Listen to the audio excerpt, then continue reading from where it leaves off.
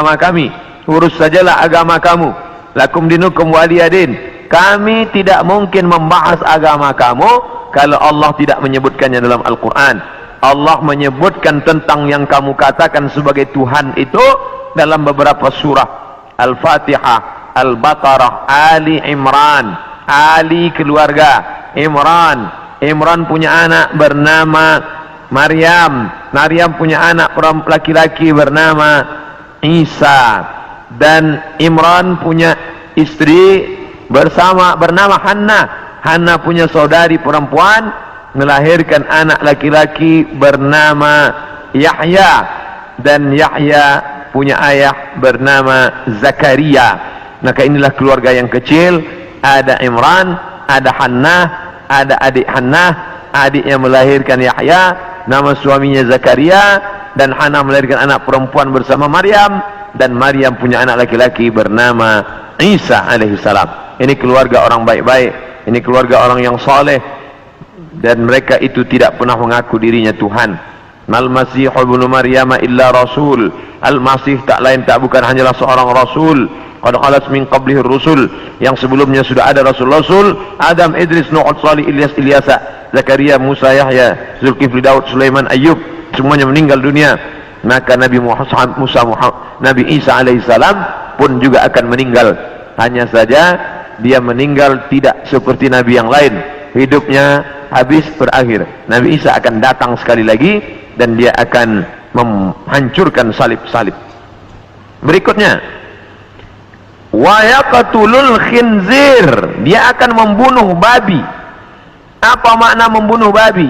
Kerana mereka menghalalkan babi, seakan-akan babi itu halal, padahal Nabi Isa tidak makan babi.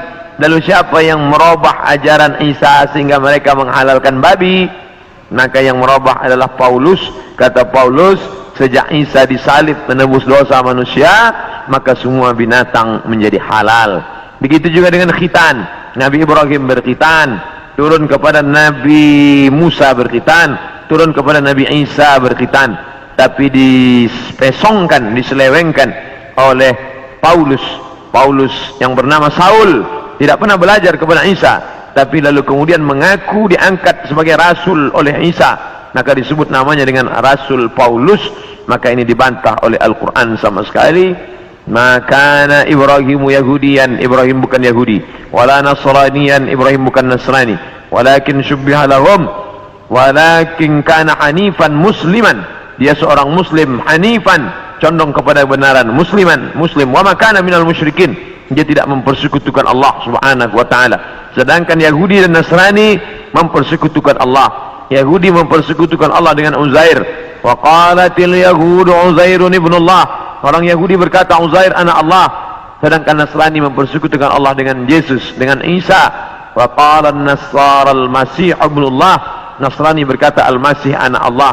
Maka Al-Quran membantah. Bila ada orang mengatakan jangan kaji-kaji tentang agama orang lain, kita tidak mengkaji agama orang lain, kita sedang mengkaji Al-Quran, kitab suci kita yang bercerita tentang penyelewengan ajaran Nabi Isa alaihissalam. Ini mesti diluruskan, karena yang kita kaji adalah Al-Quran dan sunnah Nabi Muhammad sallallahu alaihi wasallam.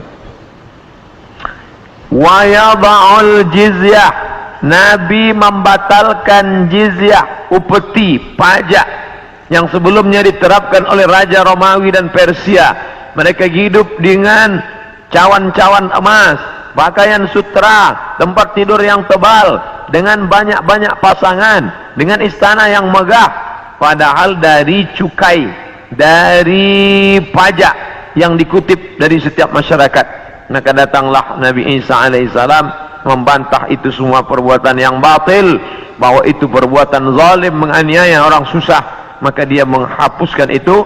Wa yada'ul jizyah wa yafidul mala hatta la yaqbaluhu ahadun, dan kemudian dia membagikan harta sampai tidak ada satupun yang mau menerimanya.